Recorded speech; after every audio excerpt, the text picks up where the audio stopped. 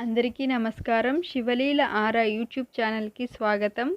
పరమహంస యోగానంద గారి ఒక యోగి ఆత్మకథ పుస్తకంలోని 2వ అధ్యాయం మా అమ్మ మరణం విచిత్రమైన రక్షారేకు గురించి చదువుకుందాం. మా అమ్మకున్న కోరికల్లో కల్లా పెద్దది మా అన్నయ్యకు పెళ్లి చేసేయాలన్నది. అనంతుడి పెళ్ళాం మొహం కంటబడినప్పుడు ఈ భూమి మీదే స్వర్గం చూస్తాను.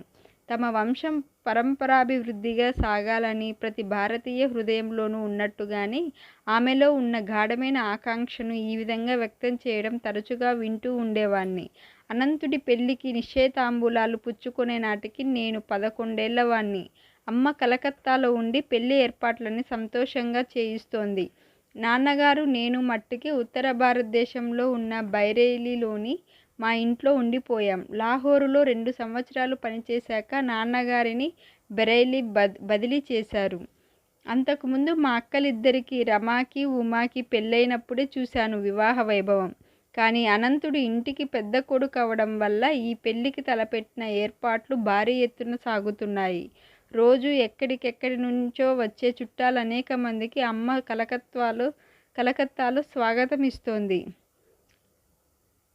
అమ్హరెస్ట్ వీధిలో కొత్తగా మేము తీసుకున్న 50 నంబరు గల పెద్ద ఇంట్లో వాళ్ళందరికీ సుఖంగా బస ఏర్పాటు చేసింది. అన్నీ సిద్ధంగా ఉన్నాయి.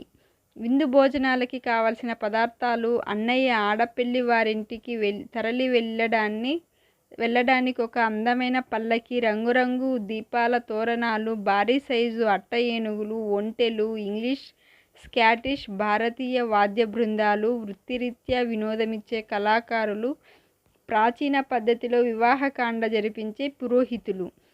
పెళ్లి సమయానికి వెళ్ళి మా వాళ్ళందరితోనూ కలవాలని నేను మా నాన్నగారు మంచి ఉత్సాహంగా ఉన్నాం. కానీ ఆ వివాహ మహోత్సవం నాటికి కొన్నాళ్ల ముందు అమంగళ సూచకమైన దర్శనం ఒకటి నాకు కలిగింది. బెరైలీలో ఒకనాటి అర్ధరాత్రి మా బంగళా వసారాలో నేను మా నాన్నగారి పక్కన పడుకొని ఉండగా మా మంచానికున్న దోమతెర చిత్రంగా అల్లల్లాడుతూ రెపరెపమనేసరికి నాకు మెలకువ వచ్చింది.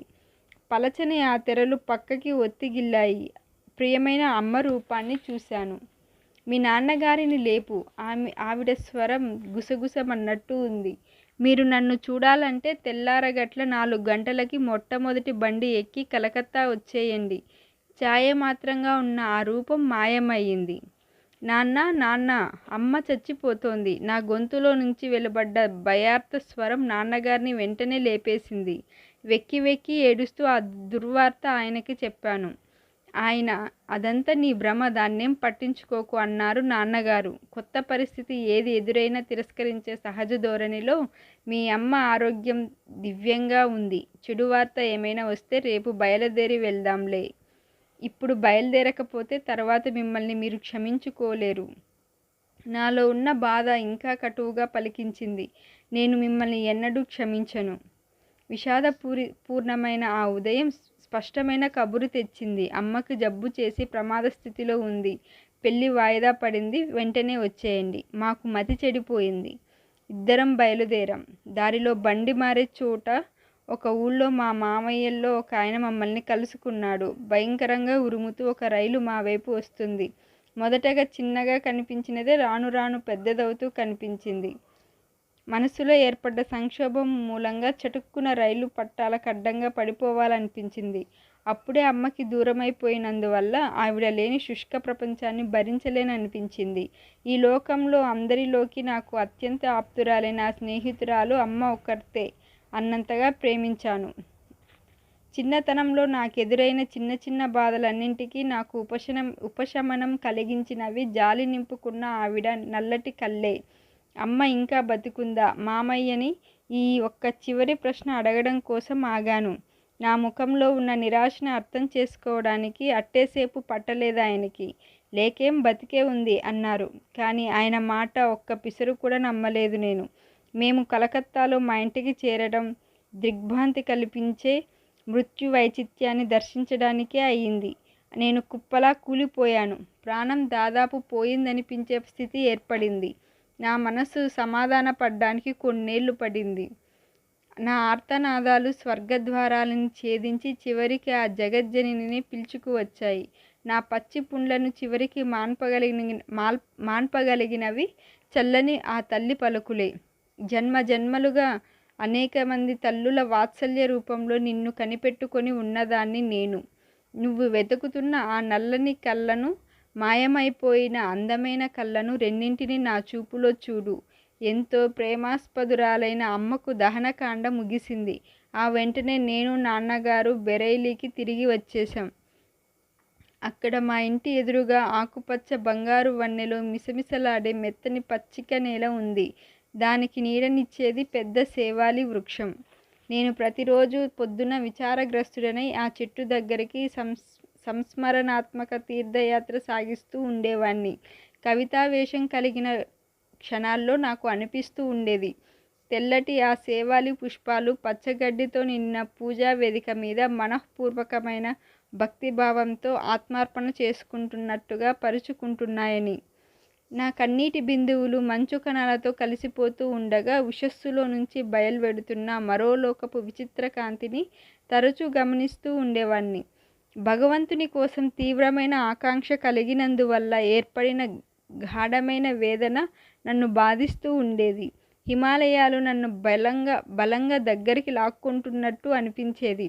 ఒకసారి మా చుట్టం ఒక ఆయన పవిత్రమైన ఆ కొండ ప్రాంతాల్లో యాత్ర ముగించుకొని బెరైలీలో మమ్మల్ని చూడ్డానికి వచ్చాడు.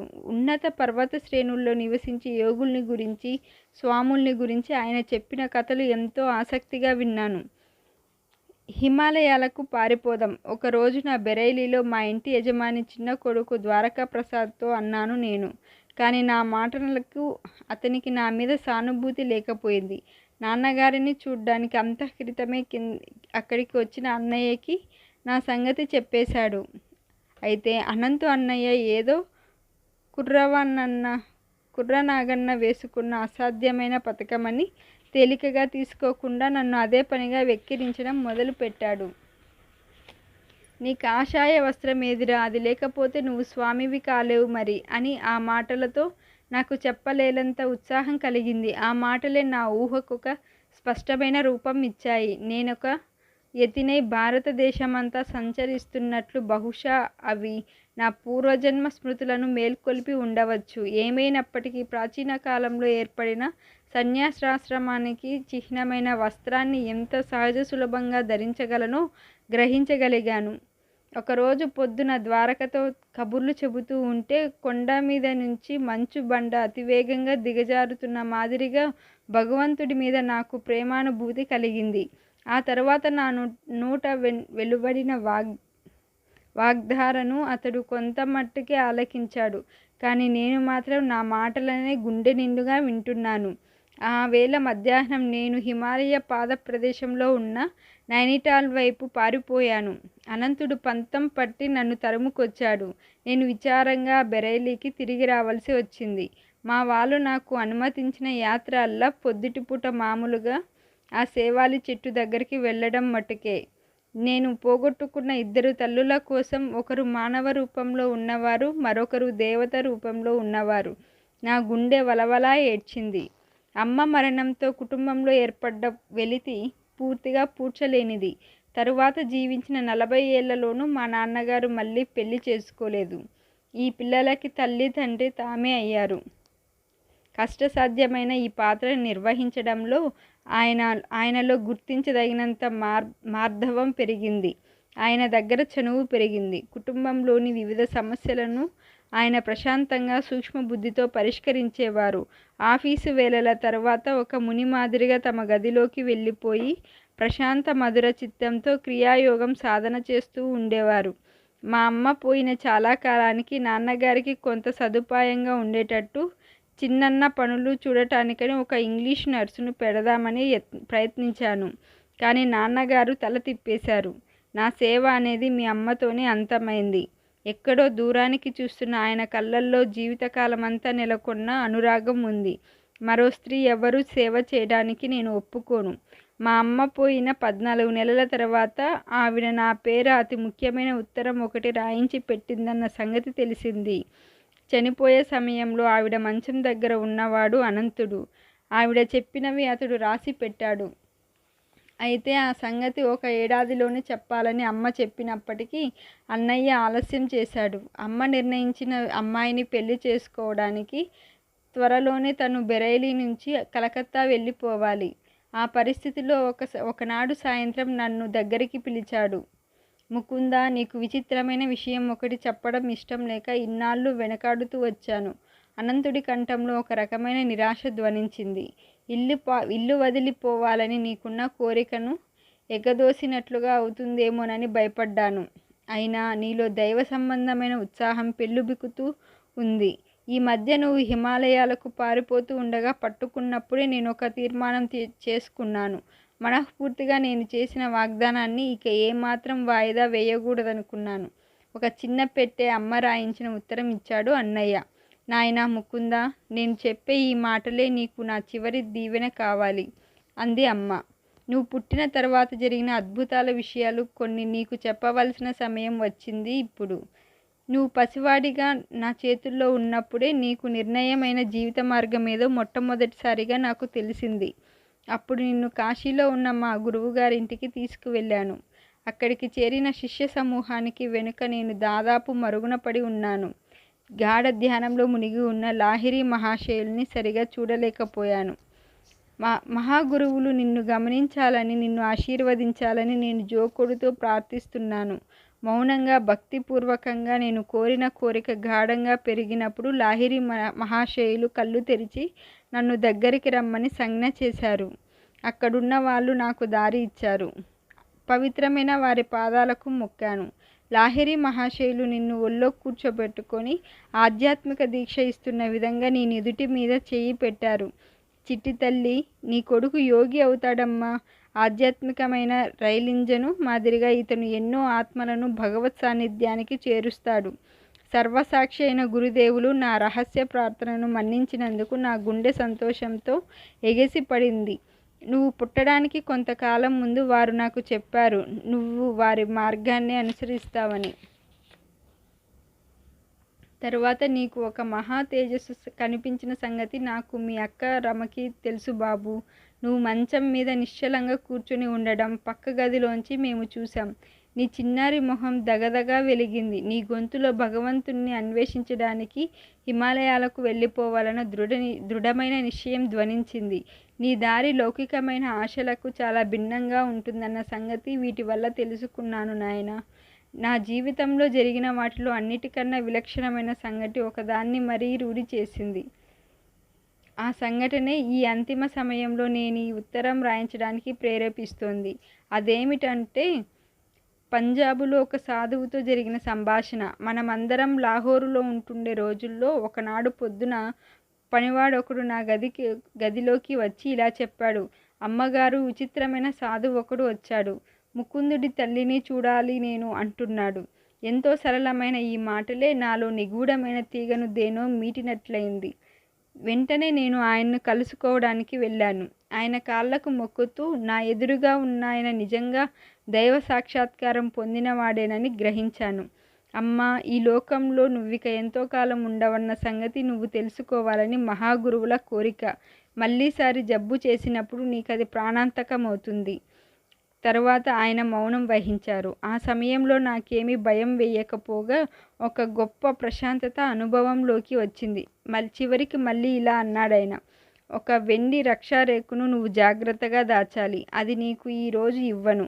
నా మాటల్లో నిజం నీకు తెలియడానికి ఆ రక్షారేకు రేపు నువ్వు ధ్యానం చేసుకునే సమయంలో దానంతట అది నీ చేతుల్లో రూపుగడుతుంది. నువ్వు చనిపోయే ముందు ఆ రక్షారేకును 1 ఏడాది పాటు దాచి ఉంచమని నీ పెద్ద కొడుకు అనంతుడితో చెప్పి ఆ తరువాత దాన్ని నీ రెండో కొడుకు చేతికి ఇమ్మని తప్పకుండా చెప్పాలి. ఆ రక్షారేకుకు అర్థమేమిటో మహాగురుదేవుల ద్వారా ముకుందుడికి తెలుస్తుంది. అతడు ఈ ప్రాపంచికమైన ఆశలన్నింటినీ విడిచిపెట్టేసి ఈశ్వరుడి కోసం గాఢంగా అన్వేషణ ప్రారంభించిన సమయంలో అతని చేతికి అది అందాలి. కొన్నేళ్ల పాటు అతడు దాన్ని అట్టే పెట్టుకున్నాక దాని ప్రయోజనం నెరవేరినప్పుడు అది మాయమైపోతుంది. అతడు దాన్ని ఎంతో రహస్యమైన చోట దాచిపెట్టినప్పటికీ అది ఎక్కడి నుంచి వచ్చిందో అక్కడికి పోయి తీరవలసిందే. ఆయనకు నేను భిక్ష వేయబోయాను. ఎంతో గౌరవ ప్రపత్తులతో ఆయనకు ప్రణామం చేశాను. కానీ ఆయన భిక్ష తీసుకోకుండానే దీవించి వెళ్ళిపోయాడు. మర్నాటి సాయంత్రం నేను చేతులు జోడించి ధ్యానం చేస్తూ ఉండగా ఆ సాధువు చెప్పినట్లే నా అరచేతులు రెంటికి మధ్య రక్షారేకు వెలిసింది. 2 ఏళ్లకు పైగా నేను దాన్ని జాగ్రత్తగా దాచాను. ఇప్పుడు అది అనంతుడి దగ్గర ఉంది. నా గురుదేవులు నన్ను పరమాత్ముడి చేతుల్లో పెట్టబోతున్నారు. కనుక నా కోసం నువ్వు బాధపడకు నాయనా, వెళ్ళొస్తాను. జగన్మాత నిన్ను కాపాడుతుంది. ఆ రక్షారేకు నా ఆధీనంలోకి రావడంతోనే ఒకానొక తేజఃపుంజం నా మీదికి ప్రసరించింది. అణిగి ఉన్న జ్ఞాపకాలెన్నో నాలో మేల్కొన్నాయి. ఆ రక్షారేకు గుండ్రంగా ప్రాచీన కాలం నాటిదిగా చిత్రంగా ఉంది. దాని నిండా సంస్కృత లిపిలో ఏవో అక్షరాలు ఉన్నాయి. తాము అదృశ్యంగా ఉండి నన్ను ముందుకు నడిపిస్తూ ఉన్న నా పూర్వజన్మల గురుదేవుల దగ్గరి నుంచి అది వచ్చిందని గ్రహించాను. వాస్తవానికి దానికి మరొక ప్రాముఖ్యం కూడా ఉంది. కానీ రక్షారేకు మహిమను పూర్తిగా ఎవరూ బయట పెట్టకూడదనుకున్నాను. అయితే చివరికి ఈ రక్షారేకు నా జీవితంలో ఎంతటి బాధాకరమైన పరిస్థితుల్లో అదృశ్యమైపోయిందో, ఆ విధంగా పోవడం నాకొక గురువు దొరికే విషయాన్ని ఎలా చాటి చెప్పిందో ఈ అధ్యాయంలో చెప్పనక్కర్లేదు. కానీ హిమాలయాలు చేరడానికి చేసిన ప్రయత్నాల్లో భంగపడ్డ కుర్రవాడు తన రక్షారేకు రెక్కల మీద ప్రతిరోజు దూరాలకు ప్రయాణిస్తూ ఉండేవాడు. ఇంతటితో 2వ అధ్యాయం పూర్తి.